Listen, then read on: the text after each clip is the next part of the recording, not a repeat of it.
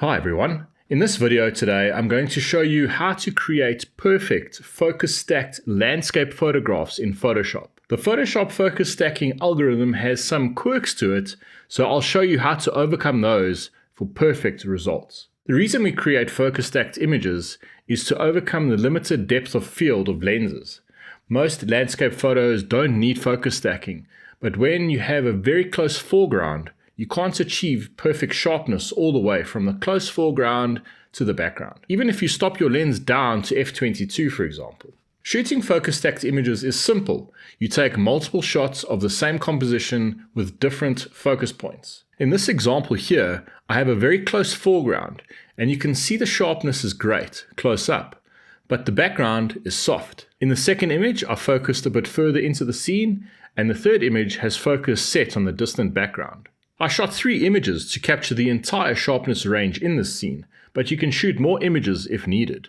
Let's process this focus stack inside Photoshop, and I'll show you the entire process. I've got the 3 images up in Lightroom. The first image is the close focus, the second image is the midground focus, and then the third image is the distant focus. So what I normally do is I bring the file into the develop panel, and then I just go about editing the image first.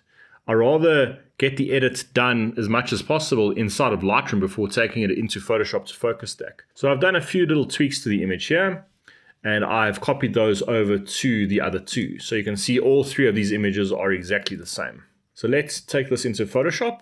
And to do that, I'm going to select all 3 images and then come up to Photo, Edit In, and then click here, Open as Layers in Photoshop. Now that's going to open the 3 images in a stack in Photoshop. So Photoshop will open and it'll take a few seconds to stack the 3 images together. Now, what I like to do is I like to put the close focus at the bottom, the middle focus in the middle, and then the distant focus at the top. So what you can do is just rename these if you want. You don't have to, but just for this illustration, I will just rename them so we know what we're working with. So now we want to blend these images together to create a composite that has sharpness areas from all 3 files. So to do that, what we are going to do is we're going to select all 3 layers here, and then come up into Edit, and then click Auto Align Layers. Now what happens when you change your focus on the lens, you get something called focus breathing. So you might find the composition adjusts very, very slightly. So what this Auto Align is going to do, it's going to perfectly align all 3 of those images. You just select Auto here, and click OK, and Photoshop does its thing, and it's a fairly quick job. It's now aligned all of these images. So if you click one of them off or on, you can see that they're perfectly aligned. So the next thing we're going to do is we are going to select all 3 of these again and come up into Edit and Auto Blend Layers. Now this, Photoshop is going to blend all of these 3 layers together and stack them into a composite that has the sharpness range throughout. So in this blend method here, we are going to select stack images, and then you can click this seamless tones and color, and then leave this contents aware fill transparent areas off. You don't need that. So click OK, and then Photoshop will do a few little checks. And what you can see here, if you look closely at this layer dialog here, the close, middle, and distant have all had a mask applied, indicating which areas of that file Photoshop is going to use. I'm just going to turn off these top 2 layers here. You can see Photoshop has chosen this area for the final image from the close one, and then adding the middle ground, it's selected that area, and then for the rest of the image, it's taken from the distant focus image. Now, it's not perfect, and unfortunately, the algorithm inside Photoshop is not a perfect thing, and it sometimes doesn't select areas properly. So you can see, I'm just going to turn this layer and this layer off. You can see it selected a few bits all around the image that I know are not in focus. It shouldn't select any distant areas for the final composite. And again here with this foreground, it selected that area here and a little bit on the side. And it's failed to select this bottom area here. So what we are going to do is we're going to manually just fill in those areas using the layer masks. So for this close focus image, I'm going to come in here. If you click down Alt, you can actually see a better representation of what is selected and what is not. Now, we don't want to select these corners and edges here. So I'm going to hit the B key to bring up the brush. I want to change my opacity to 100%, and you can do that by pressing 0 on the keyboard. And we are just going to paint in the areas that we don't want. So Photoshop shouldn't use certain parts of the image for the final stack. So I'm definitely going to include this little black area here. Now I'm going to switch the brush to white, and I'm just going to paint on this. Now when you're painting on a layer mask, anything that is white is going to show what is on that layer. Anything that is black is going to hide what is on that layer.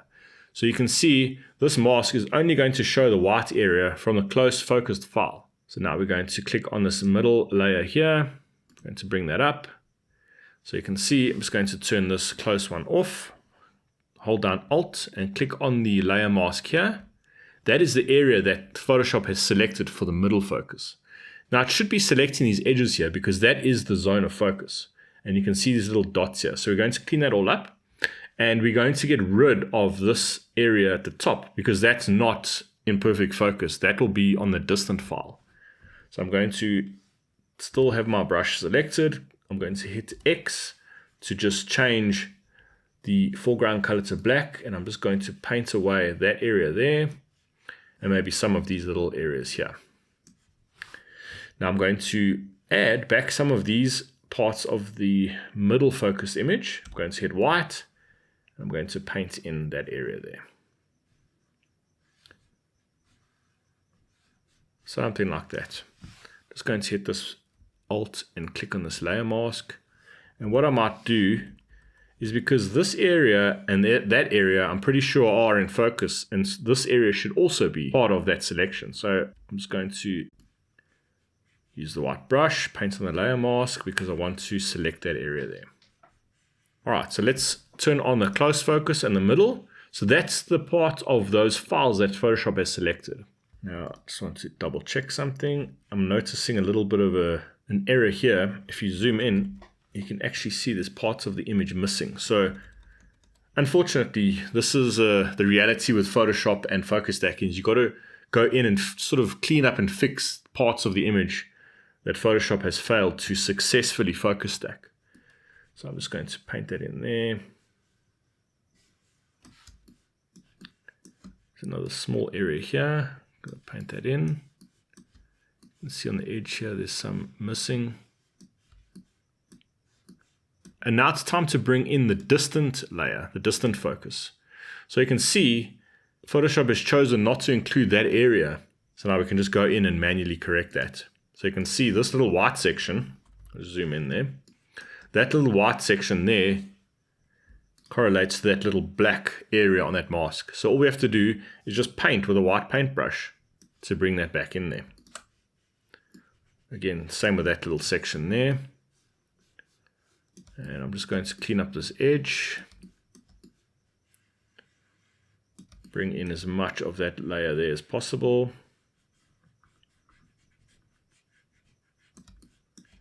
And that looks about right there. Now the last thing to do is check the edges, because if you've had a lot of focus breathing on your lens when taking these focus stacks, you might find areas on the edge which are out of focus. So then you can either crop that away, or what I like to do is create a merge visible layer of all three of these files here. So you do that by clicking the top layer and then on your keyboard hitting Shift Alt Command E or Shift Alt Control E on a PC, and that creates a merge visible layer. So we've got one layer here that has all the information in it. So now what you can do is you can hit Command or Control T to bring up the transform tool. You can right click on the image and hit warp. So what we're going to do is we're just going to stretch the image very slightly just to get rid of those little white areas. Again, you can crop the image if you want, but I just prefer to just stretch and get rid of those white areas. And just grab these little corners here. So very tedious, but you just want the image to not have any imperfections. Something like that. It's looking okay. So I'm just pulling all the edges out just to get rid of those white areas. Hit enter, zoom out, and there's the final focus stack.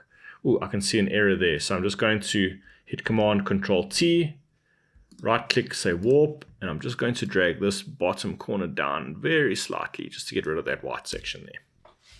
So this is the final image. Let's zoom in, and you can see we are zoomed into 100% now. We've got extremely sharp foreground going through the image to the distant background. And now what I can do is I can edit this further, or I can save it and take it into Lightroom and do some editing in Lightroom. If you enjoyed the video, please give it a thumbs up and consider subscribing to the channel. And check out this video next if you want to learn how to add drama to your landscape images.